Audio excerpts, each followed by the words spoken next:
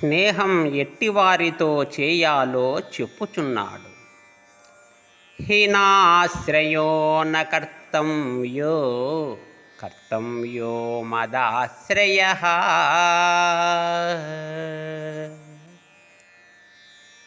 పయోపి షాండినీ హస్తే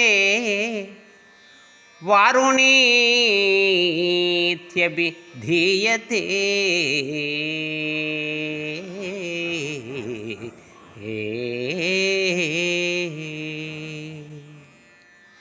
యోగ్యులైన మంచివారి సహవాసము చేయవలనే కాని ఎన్నడూ నీచులతో స్నేహము చేయరాదు.